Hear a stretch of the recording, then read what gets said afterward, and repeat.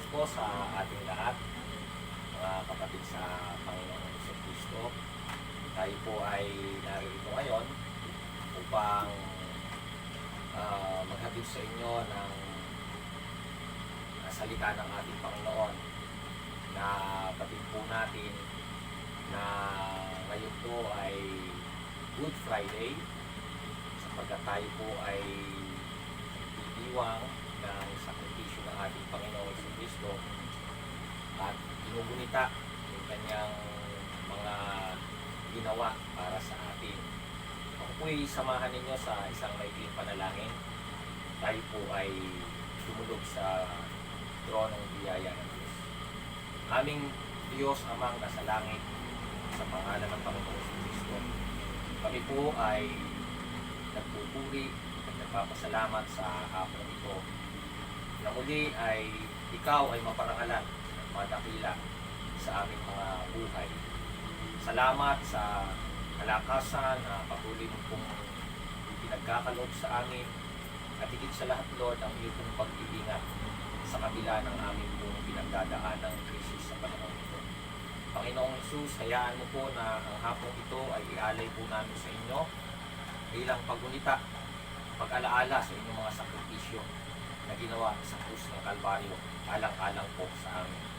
Nawa kami po ay inyong samahan sa kapangyarihan ng banal mong Espiritu Santo, na siyang tunay nga na magbibigay ng unawa sa amin upang ang inyong mga salita ay ganap na matanim sa aming mga puso.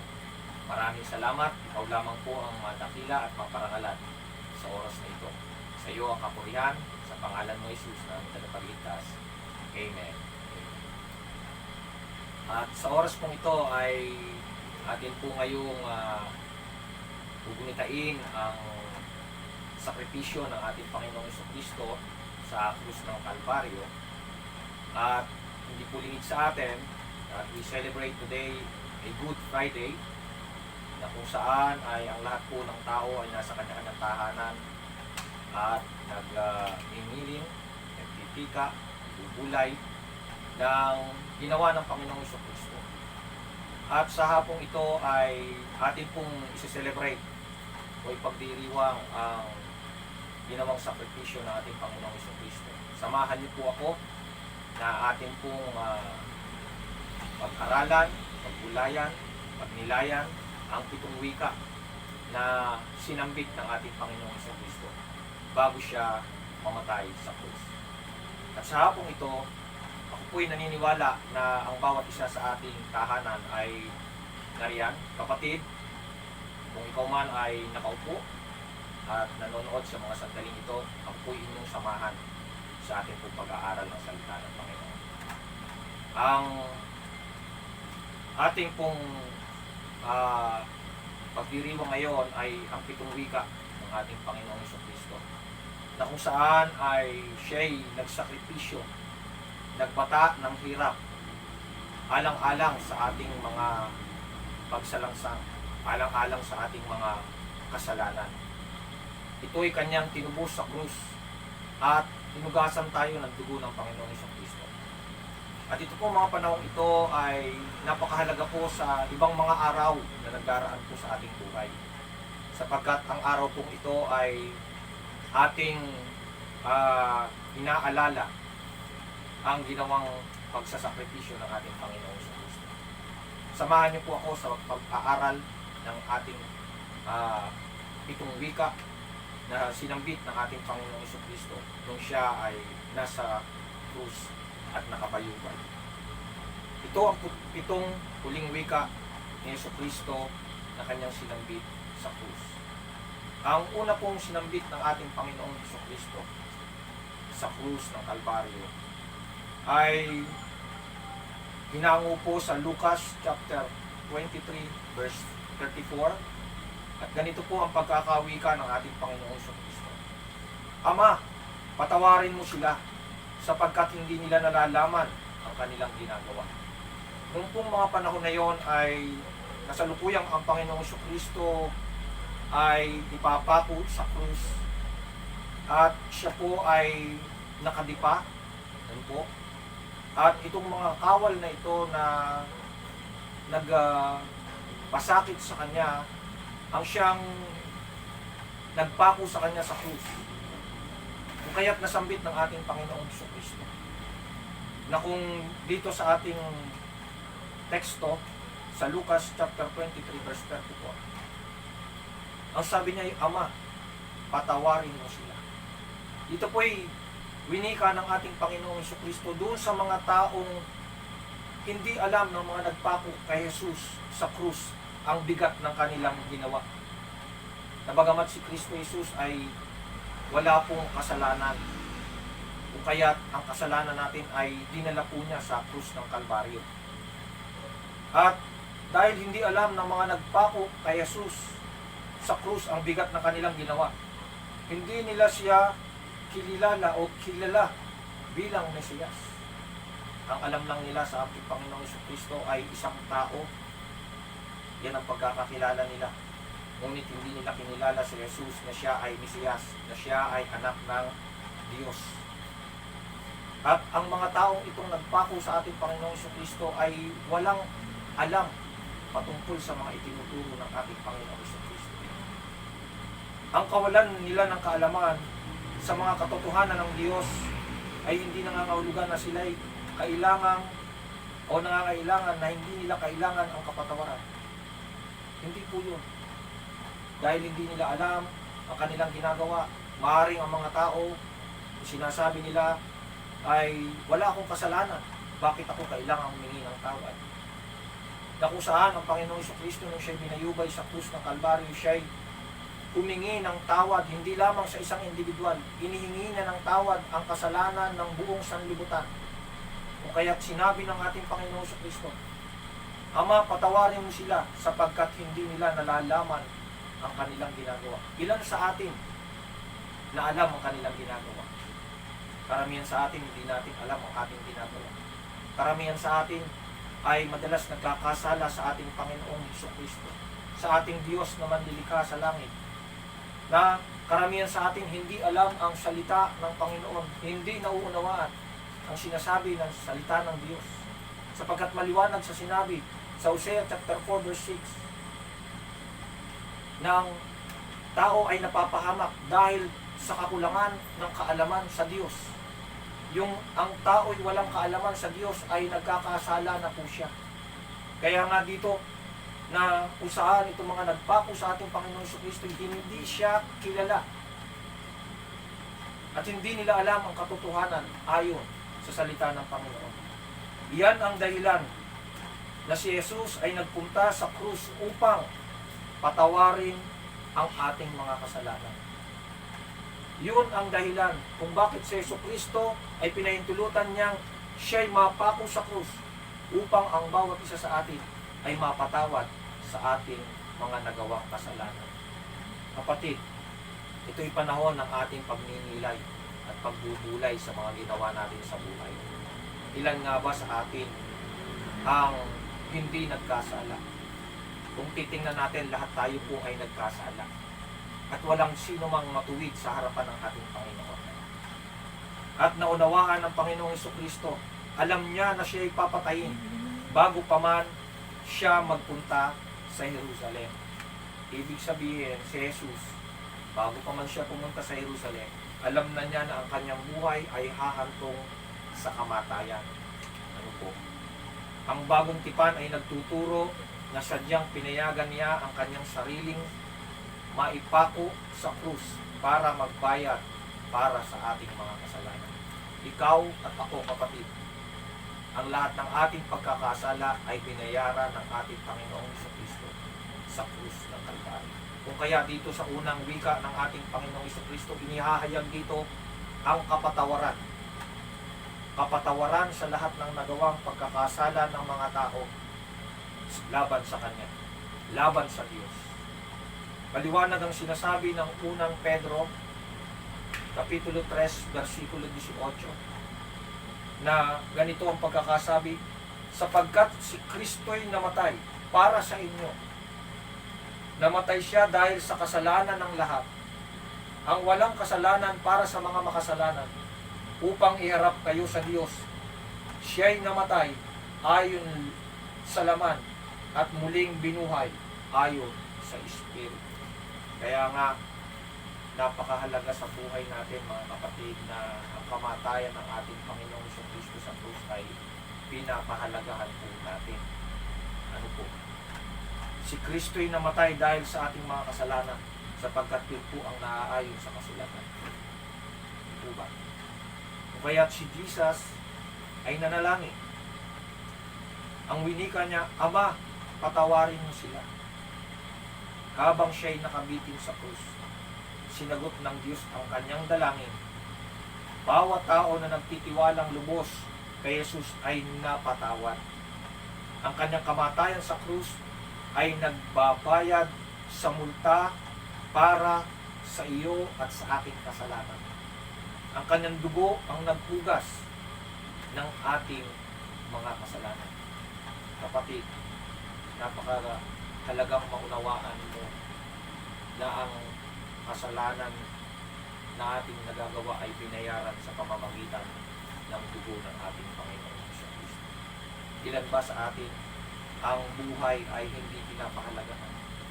Na sa buhay na ito ay para bang mas gusto lang natin yung sarili lang natin at hindi natin inuunawa kung ano yung sakripisyo na ginawa ng Panginoong Jesucristo para sa atin. Kaya nga, ito yung unang winika ng ating Panginoong Jesucristo na nagsasaad ng kapatawaran. Ang ikalawa, ang kaligtasan. Ano po? Sa Lucas chapter 23 verse 43, katotohanang sinasabi ko sa inyo, sa iyo ngayon ay kakasamahin kita sa paraiso. Dito po sa senaryong ito, nang si Kristo ay nabayubay sa krus, may kasama siyang dalawang masasamang tao. Ano po? Na ang isang salarin o isang masamang tao ay inalipusta ang ating Panginoong Jesucristo habang siya ay nakabayubay sa krus. At ang isa naman po ay nagsisi at nagbalik loob sa ating Panginoon. Kaya yung isang magnanakaw na yon ay winika niya ang pangungusap sa ating Panginoong Jesucristo sa Lucas chapter 23 verse 42, at ganito ang pagkakasabi, at sinabi niya, Jesus, alalahanin mo ako kapag naghahari ka na. Sa pangungusap na ito, na ang katotohanan ng sinabi ng Panginoong Jesucristo, katotohanan ng sinasabi ko sa iyo, ngayon ay kakasamahin kita sa paraiso. Ilan ba sa atin ang nagnanais na makasama ang ating Panginoong Jesucristo sa kanyang kaharian? Maaaring ikaw, kapatid, nais mong makasama ang ating Panginoong Jesucristo sa kanyang paraiso. Ngunit para makasama tayo sa kanyang paraiso, napakahalaga na tayo ay maligtas mula sa ating mga kasalanang namulat. Maligtas mula sa kapahamakan na may katiyakan. Na sa pangungusap na ito, binigyang katiyakan ni Jesus ang kriminal na kumilala sa kanya, na sa oras ng kanyang kamatayan, kakasamahin niya ito sa langit at ipagkakaloob niya ito sa kanya. Alam niyo, ang tao, kapatid sa Panginoon, nakaka-realize lang yan sa lahat ng kanyang nagawang kasalanan kung siya ay nasa bingit na ng kamatayan, hindi po ba? Napakarami po sa atin ng ganyan, na kung kailan nasa bingit na ng kamatayan ay saka lamang hihingi ng tawad sa Panginoon at saka maghahangad ng kaligtasan. Why not? Ngayong malakas ka at hindi ka pa nararatay sa banig ng karamdaman, why not na humingi ka ng kapatawaran at kasamin ang kaligtasan na ibinibigay ng ating Panginoong Jesucristo. Kaligtasan po ang hatid ng Panginoong Jesucristo sa bawat isa sa atin, sapagkat yan po ay napakahalaga. Na ang bawat tao ay napakahalagang maligtas po ang kanilang mga kaluluwa. Kung kayo po'y naniniwala sa impyerno, totoo may impyerno. Totoong meron pong langit. Ngunit kung iisipin mo anong direksyon ang iyong patutunguhan, sapagkat ang nagtuturo po ng direksyon ng ating patutunguhan ay yun pong ating mga ginagawa na labag sa kalooban ng ating Panginoon. Kaya pansinin ninyo yung isang magnanakaw na yon na nagsalita sa tabi ng ating Panginoong Jesucristo na siya'y nakabayubay sa krus. Siya'y nagsisi at humingi ng tawad sa Panginoon. At ang sabi ng Panginoong Jesucristo, katotohanan ang sinasabi ko sa iyo ngayon, ay kakasamahin kita sa paraiso. Kapag tayo'y humingi ng tawad at inasam ang kaligtasan na nagmumula sa ating Panginoon sapagkat ito'y kaloob ng Diyos at ating tinanggap ito, tiyak na meron tayong kaligtasan. Totoo po yun mga kapatid sa Panginoon. Bilang mga tao, alalahanin po natin ang sakripisyong ito ng ating Panginoong Jesucristo. Madalas napapanood natin sa Passion of the Cross, Passion of Christ, diba? Naalala ko noon, nung may mga nagpipinitensya, diba? Pero ang realidad po talaga at ang katotohanan po ng ginawa ng ating Panginoong Jesucristo ay hindi na po dapat inuulit pa. Kundi, di isa lamang po ang gumawa niyan, walang iba kundi ating Panginoong Jesucristo. At napakahalaga po sa buhay natin ang kaligtasan. May katiyak. Sa kabila ng nangyayari ngayon sa paligid natin. Diba? Ilan sa atin ang nag-aasam na maligtas. Halimbawa na lang, kung ang isa sa atin ay tamaan ng karamdaman, napakahalaga na huwag humantong sa kamatayan. At kung humantong sa kamatayan, napakahalagang siya may kaligtasan. Ano po? Kaya nga po, isipin natin yung mga nangangamatay sa panahon ito, ilan sa kanila ang nakatanggap ng kaligtasan diyan sa Panginoon sa Kristo. Kapatid, huwag na natin antayin ang panahon. Ngayon ang panahon na dapat tayo tumanggap ng kaligtasan diyan sa ating Panginoon. So yun po yung ikalawa na winika ng Panginoong Jesucristo sa krus ng Kalbaryo. Ang kaligtasan. Ay winika niya doon sa isang magnanakaw na yun, ang katotohanan ng sinasabi ko sa iyo ngayon, kakasamahin kita sa paraiso. Napakahalagang kasamin natin ang paraiso ng ating Panginoon. Ayon sa mga gawa, Kapitulo 16, versikulo 31, manampalataya ka sa Panginoong Jesucristo at maliligtas ka, ikaw at ang iyong sambahay. Kaya nga, alam niyo sa panahon ito, after nitong krisis na ating pinagdadaanan, napakahalaga na tayo ay mag-alay ng pagsamba sa ating Panginoon. Tayo ay lumapit sa ating Panginoon upang matanggap ang kaligtasan. At hindi lamang yun. Napakahalaga na yung buhay na ito ay ialay sa ating Panginoon. So yun po yung pangalawa na winika ng ating Panginoong Jesucristo, kaligtasan. Pangatlo po, na winika ng ating Panginoong Jesucristo sa krus. Babae, narito ang iyong anak. At narito ang iyong ina. Ito'y winika ng Panginoong Jesucristo nang makita ni Jesus ang kanyang ina na nakatayo malapit sa krus kasama si Apostol Juan, ang alagad na kanyang minamahal. Ipinagkatiwala niya ang kanyang ina sa pangangalaga nito. At buhat ng oras na iyon ay tinanggap siya ng alagad sa sariling tahanan. Matatagpuan po natin yun sa 1 chapter 19 verse 26-27. Sa talatang ito, tinitiyak ng mahabaging anak na si Jesus ang kanyang ina sa lupa ay maalagaan ng maayos pagkatapos niya mamatay. Imagine mo, titingnan natin ano po, yun pong kalagayan ng ating Panginoong Jesucristo kung siya ay nabayubay sa krus sa kabila ng tinding init at sakripisyo, sa tindi ng mga sugat na kanyang tinamo, na siya ay nakabilad sa napakatinding init sa ikatlo ng hapon, ay mapapansin po natin talagang grabe po yung puso ng ating Panginoong Jesucristo dito sa pagmamahal. Even to the point of death, yung pagmamahal ng ating Panginoong Jesucristo sa kanyang ina. Nandoon pa rin yung pagpapahalaga niya sa kanyang ina, na bago siya lumisan, bago man siya pumanaw sa mundong ibabaw, ay inalala niya ang kanyang ina. Ilan sa atin kaya ang ganito? po, inaalala ang kanyang ina. No?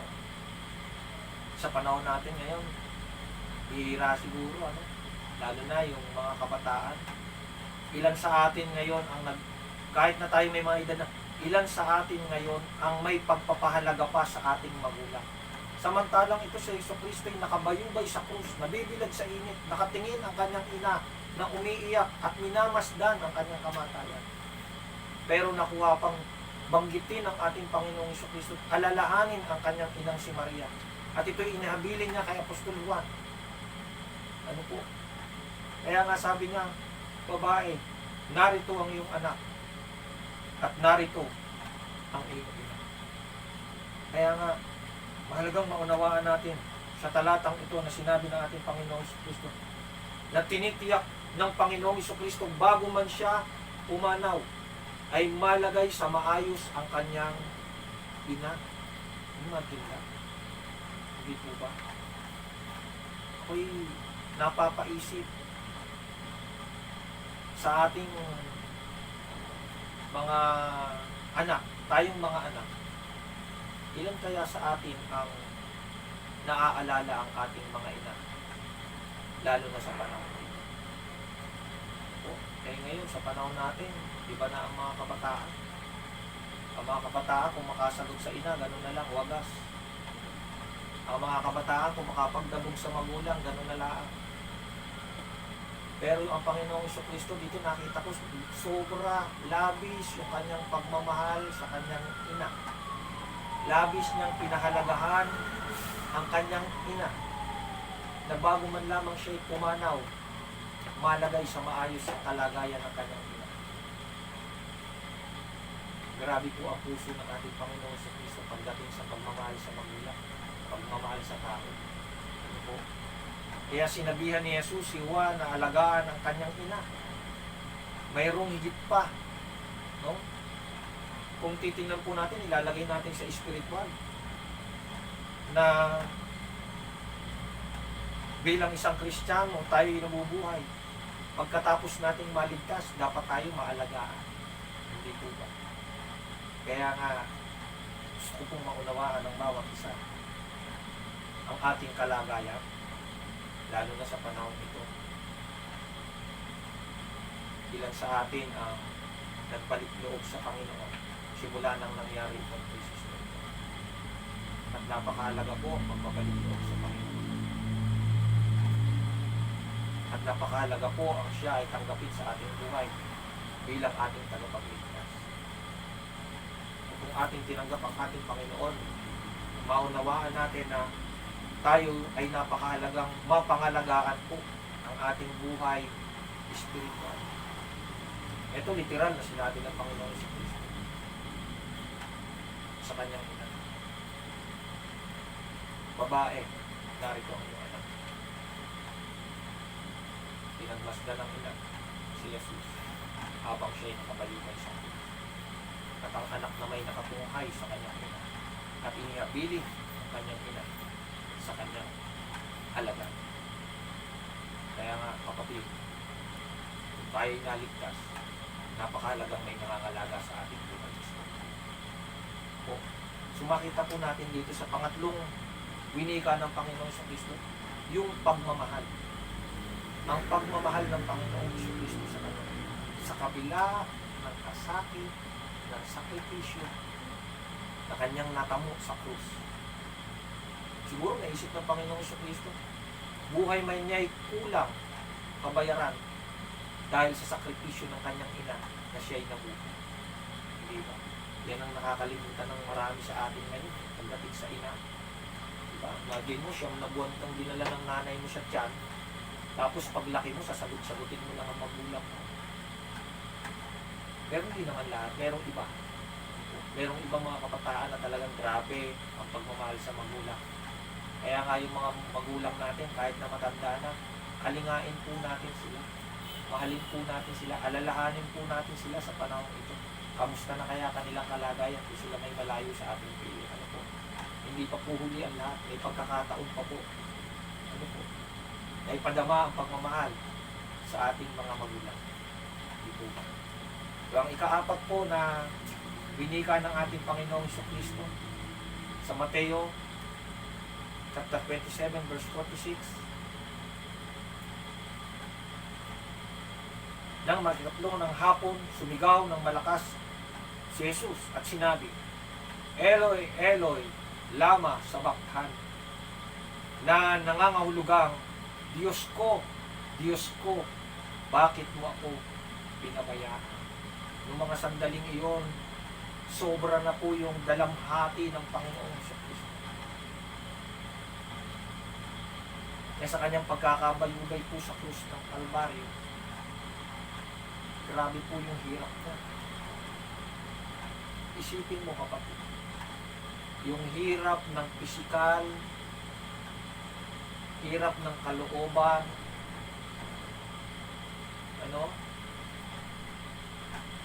sa kabila ng nakabayubay sa krus, nakabilad sa matinding init ng araw, nasambit ng Panginoong Jesucristo, Eloi, Eloi, lama sabachthani, Diyos ko, bakit mo ako pinabayaan? Yung mga sandaling iyon, ang kalagayan ng ating Panginoon, kahit sino ay hindi kayang tumingin ng diretsuhan sa kanyang sitwasyon. Maaaring nasambit ng Panginoong Jesucristo, Diyos ko, bakit mo ako pinabayaan? Sapagkat hindi maatim ng Diyos Ama yung kalagayan ng kanyang anak. Sa pagkakabayubay sa krus ng Kalbaryo, sobrang kasali. Ipinahayag dito ni Jesus ang kanyang nararamdaman nang pabayaan siya ng Ama dahil sa ipinataw sa kanya ang lahat ng kasalanan ng sanlibutan. Hindi maating tingnan ng Diyos Ama ang kalagayan ng kanyang anak. Dahil sa ating mga pagsalangsa, dahil sa ating mga kasalanang nagawa na ipinataw sa Panginoong Jesucristo, kung bakit panumandali ang Diyos Ama ay nanahimik. Ipinataw sa Kanya ang lahat ng kasalanan ng sanlibutan. At dahil dito'y kailangan ng Diyos Ama na lumayo kay Jesus. Panumandali, lumayo ang Diyos Ama sa Panginoong Jesus habang pinagdurusahan ni Jesus ang bigat ng ating mga kasalanan. Nakaranas siya ng pagkahiwalay sa Diyos sa unang pagkakataon sa walang hanggan. Sa unang pagkakataon, nakaranas si Jesus ng pagkawalay sa Diyos Ama. Doon pa sa sitwasyon na siya ay malalagutan ng hininga. Hindi po ba? Kaya nga, kung mapapansin natin, mga kapatid sa Panginoon, grabe yung dalamhati ng ating Panginoon sa Kristo. Kung isa sa puso at isa sa isip lang natin, at titingnan natin sa ating balintataw ang sakripisyo ng Panginoon sa Kristo ay hindi po kayang tumbasa ng kahit sino pa. Dahil lalo na yung panumandaling siya nagdadalamhati na siya ay pansamantalang nilisan ng ating Amang nasa langit. Sapagkat hindi maatim ng Diyos Ama ang hirap na dinanas, ang sakripisyo na nararanasan ng ating Panginoong Jesucristo, alang-alang lamang sa kaligtasan ng iyong kaluluwa at ng aking kaluluwa. Makita natin gaano kadakila ang pag-ibig ng Diyos Ama sa langit, kung kaya't ibinigay niya ang kanyang bugtong na anak na si Jesucristo bilang handog, bilang kabayaran sa ating mga nagawang kasalanan.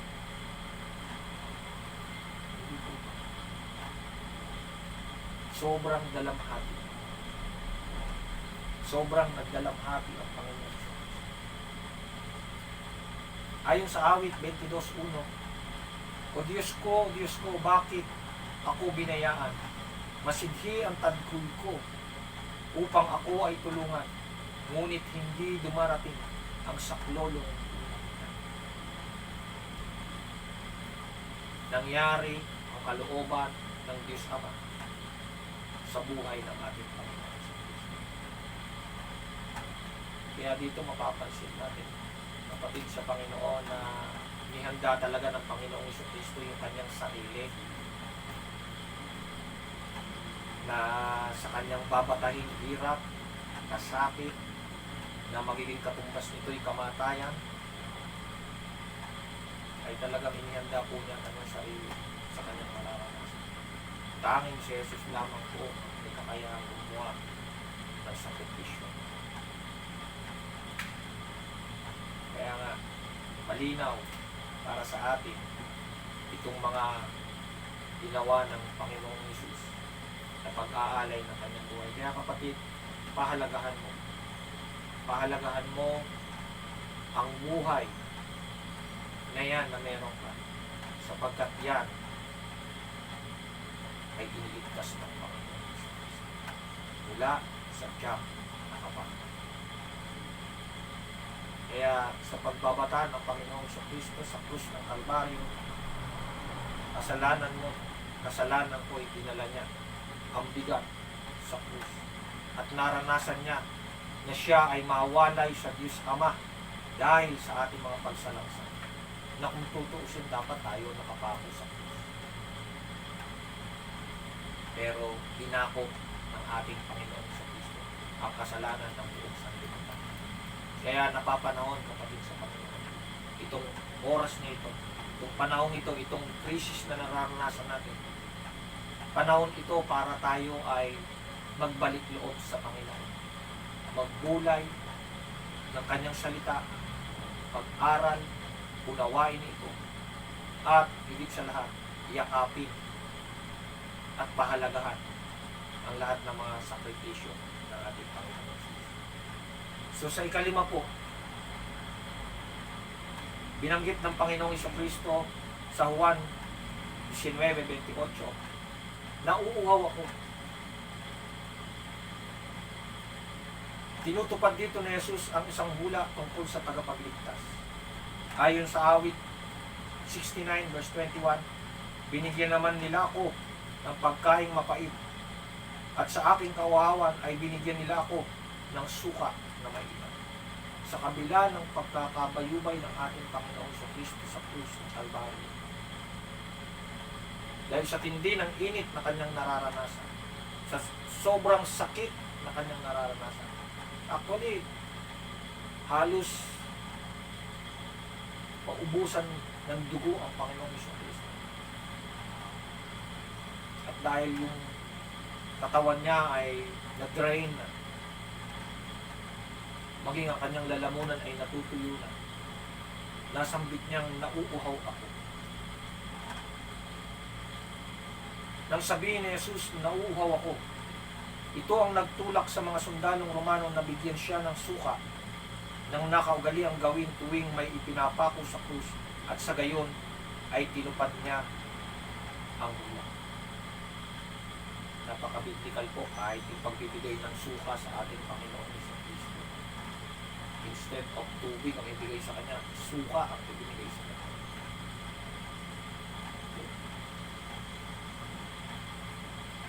Nauuhaw ako, ang wika ng Panginoon. Kung atin pong uunawain ang wika ng Diyos, nauuhaw siya. Hindi literal na tubig ang nilanais ng Panginoon. Nauuhaw siya sa ating pagsamba. Nauuhaw siya sa ating pagpupuri sa Kanya. Nauuhaw siya sa ating pakikipag-usap sa Kanya. Yun ang kinauuhawan ng Panginoon. Kinauuhawan ng Panginoong Jesucristo ang ating relasyon sa Kanya. Kaya kapatid, kamusta ang iyong ugnayan sa ating Panginoon? Ikaw ba din ay nauuhaw sa presensya ng ating Panginoon. Kung ang Panginoong Jesucristo sa kabila ng kanyang dinadanas na kasalukuyang paghihirap sa krus, ay nabanggit niyang nakuha ko, very, very bold, hindi niya tinatago yung nararamdaman niya. Sinabi niya yung kailangan niya. Bakit? Sapagkat yung physical niya ay talagang sobra po ang hirap. Kaya niya winika na utuhaw. Dito. Ang sabi doon sa Isaiah chapter 53 verse 5, dahil sa ating mga kasalanan, kaya siya nasugatan. Siya ay binugbog dahil sa ating kasamaan. Tayo ay gumaling dahil sa hirap na tinamo niya at sa mga hampas na kanyang tinanggap. Kung babasahin natin yung Book of Isaiah chapter 53, doon makikita natin kung ano ang kalalagayan ng ating Panginoong Jesucristo nung kasalukuyan siya ay nakapako sa krus. Dahil sa ating mga kasalanan, kaya siya sinugatan. Siya ay binugbog dahil sa ating kasamaan. At yun lahat ipinataw sa kanya. Kung siya ay pinarusahan, nilatigon ng pas, wali, wasak-wasak ang likuran ng Panginoong Jesucristo. Yung kanyang lamang pisikal ay talaga po gagutay-gutay, harap at likod. Dahil sa mga hampas na yan. At dahil sa mga hampas na yan, ay lahat ng ating karamdaman ay gumaling. Kaya nga yung sakripisyo ng Panginoong Jesucristo hanggang sa siya ay nagbuhat ng kanyang krus, napunta doon sa bundok ng mga bungo, sa Golgota, hanggang sa siya ay ipako, pinubaran at ipinako sa krus. Kita mo ang kasamaan ng mga tao ng kasalukuyang yun, maging yung kanyang damit ay pinagsugalan pa. Pinagtawanan ang Panginoon, pinalimuran. At dahil sa kanyang kalagayan sa krus ng Kalbaryo, sa sobrang sakit ng kanyang dinadamdam, physical at emotional, ay talagang dumating ang pagkatuyo ng lalabunan ng Panginoong Jesucristo siya yung bubuhay. Kaya, kapatid, dito makikita natin sa ito, 5 wika ng ating Panginoong Jesucristo ang kanyang pagdurusa. Pinagdusahan ni Jesus ang lahat ng ating mga kasalanan sa kanya. Pinagdusahan ng Panginoong Jesucristo ang lahat ng ginagawa natin o lahat ng ginawa natin. Lahat yan pinagdusahan ng Panginoong Jesucristo. Kaya nga dapat sa atin kung ma-realize talaga natin mga kapatid sa Panginoon, dapat talaga hindi tayo gagawa ng kasalanan. Mabuhay tayo ng may kabanalan sa harapan ng ating Panginoon. So dito nakita natin pagdurusa ng ating Panginoon Jesucristo. Ang ika-6 na winika ng Panginoong Jesucristo ayon doon sa 1 chapter 19 verse 30, naganap na. So naganap na yung kanyang sakripisyo. It is finished. Yung kanyang pakikipagtunggali sa kasalanan ay naganap na. Ang huling wika ni Jesus ay nangangahulugan na tapos na ang kanyang paghihirap at ang buong gawain na ipinagawa sa kanya ng kanyang Ama. Ang ipinangaral o ang ipangaral ang Ebanghelyo, gumawa ng mga himala at ipagkaloob ang kaligtasan sa kanyang sariling bayan. Isinakatuparan niya ang pagliligtas at kumpletong ginampanan. Ang utang ng tao sa Diyos ay kanya nang binayaran ng minsan magpakailanman. Diba? Yung pagbabayad ni Jesus ng kanyang buhay para sa ating kasalanan ay minsan niyang ginawa. Ibig sabihin, kaganapan na tayo ay tinubos ng ating Panginoong Kristo sa ating mga kasalanan. Naganap na. Kaya kapatid, pahalagahan mo yung buhay na meron ka. Kailangan mo ang Panginoong Kristo sa buhay mo. Kailangan ang kaluluwa mo'y maligtas. Kailangan mo ang buhay na walang hanggan. Sapagkat after ng kamatayan, there is death. Life. There is life after death. Ano po? Kaya nga, kung tayo po ay bigyan natin ng halaga itong winika ng Panginoong Kristo, naganap na. It is finished. Nangyari sapagkat completion ng lahat ng ipinagawa ng Diyos Ama. Gaano masunurin ni Jesus sa kanyang Ama na nasa langit. Diba? Kaya nga nung si Jesus ay nanalangin noon, sobrang panalangin niya, ay talagang inihanda niya kanyang sarili sapagkat ito na yung huling assignment niya. Ang tubusin ang kasalanan ng sanlibutan. Ayon sa Hebreo chapter 10 verse 10, at sinabi sa kanyang pagsunod sa kalooban ng Diyos, at dahil sa kanyang pagsunod sa kalooban ng Diyos, nilinis tayo ni Jesucristo sa ating mga kasalanan sa pamamagitan ng minsang paghahandog ng kanyang sarili, at iyo'y sapat. Sapat na ang sakripisyo ng Panginoong Jesucristo upang tayo, ikaw at ako, ay maligtas. Kaya kapatid, gaano mo pinahuhalagahan ang buhay na ipinagkaloob sa iyo ng Panginoon?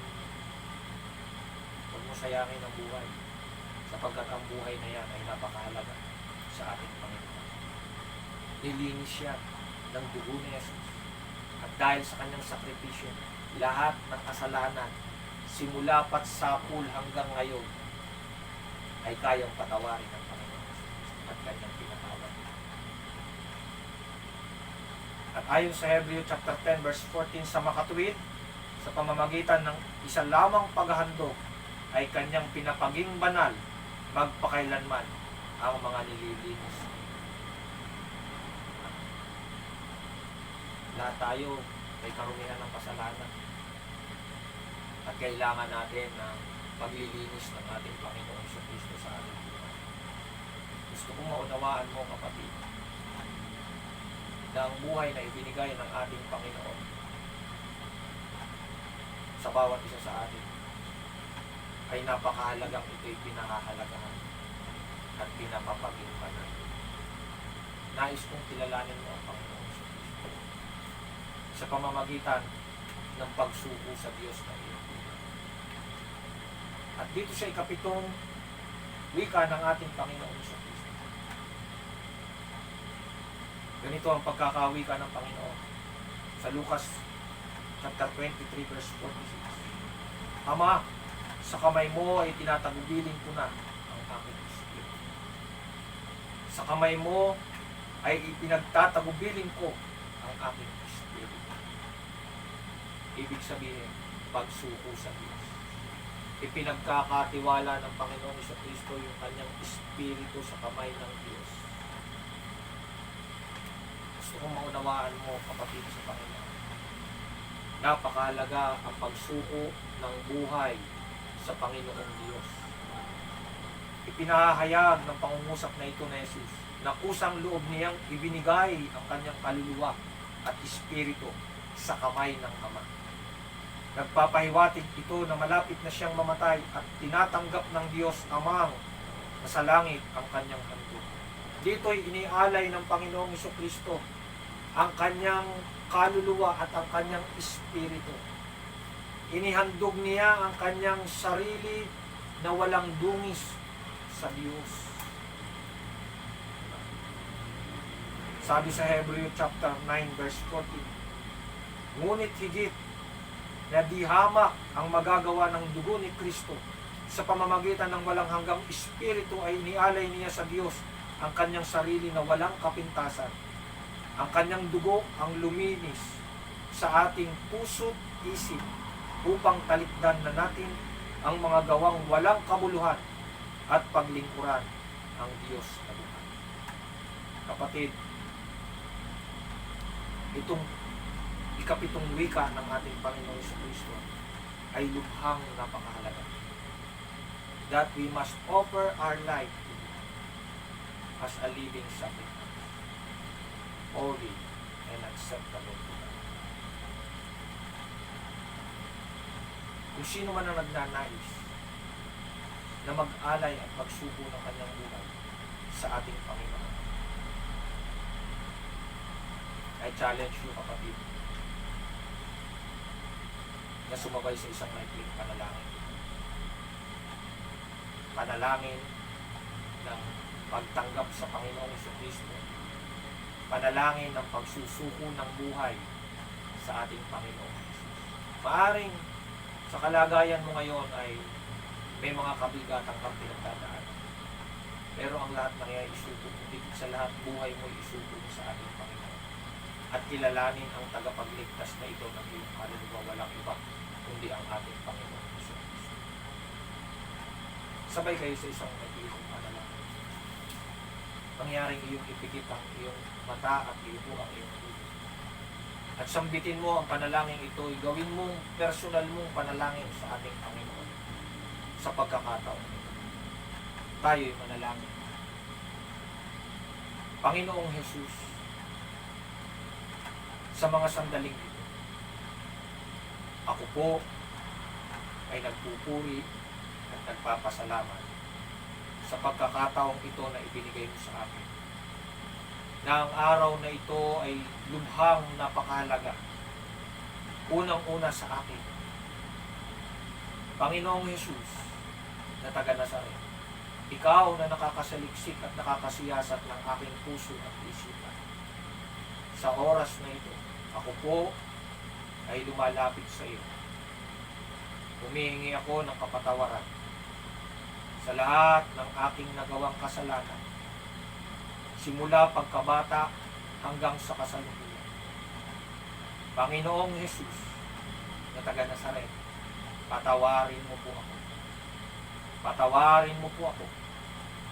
Inaamin ko, ako'y isang makasalanan. At pinagsisisihan ko ang lahat ng aking ginawang kasalanan. At sa mga oras na ito, binubuksan ko sa iyo ang aking puso. At tinatanggap kita bilang aking Panginoon, Diyos, Hari, at tagapagligtas ng aking buhay. Panginoong Jesus, maraming salamat po sa kapatawaran na iyo pong ginawad sa akin. Ako po'y iyong linisin ng iyong banal na dugo na umagos sa krus ng Kalbaryo. Sa lahat ng aking karumihan, sa lahat ng aking kasalanan, ako'y iyong linisin ng iyong banal na dugo upang ako'y tumanggap ng isang buhay na ganap at kasiyasiya. At sa oras na ito, maraming salamat po sa kaligtasan na iyong kaloob sa akin. At sa tulong at habag at biyaya ng iyong banal na Espiritu Santo, ako po'y humihiling sa iyo, Panginoong Jesucristo, na ako'y gabayan at patnubayan habang ako ay nabubuhay sa mundong ito. At higit sa lahat, ako'y patuloy mong palakasin at patatagin at bigyan ng pag-asa sa buhay na ito sa kabila ng aking kinakaharap. Panginoong Jesus, igawad mo sa akin ang iyong pagpapala. Igawad mo sa akin ang iyong biyaya habang ako ay nabubuhay. At higit sa lahat, maunawaan ko nawa ang buhay na kaloob mo sa akin sa pamamagitan ng pagkilala sa iyo. Tinatanggap ko ang buhay na walang hanggan, ang kaligtasan na iyong kaloob sa akin sa mga sandaling ito. Maraming salamat, Panginoong Jesucristo, sa iyong sakripisyo sa krus, na ang lahat ng iyong ginawang yan ay alang-alang sa kaligtasan ng aking kaloob. Pinupuri kita at dinadakila. Ito aking panalangin, may pasasalamat. Sa iyo lamang ang lahat ng kapurihan at karangalan. at kalwalhatian sa tanging matamis na pangalan mo, Panginoong Hesus, na aking tagapagligtas. Amen. Amen. Kapatid, sa oras na ito, mapagpala ka ng ating Panginoon. Dinadalangin ko na ikaw ay patuloy na gabayan ng ating Diyos, lalo na sa oras na ito. At sa panahong ito, patuloy mong kilalanin ang ating Panginoon. Maraming salamat. Okay. Kaya sa oras na ito, ay tayo po ay patuloy na magpasalamat sa Diyos sapagkat tinanggap natin ang kaligtasan buwan sa Kanya. God bless us.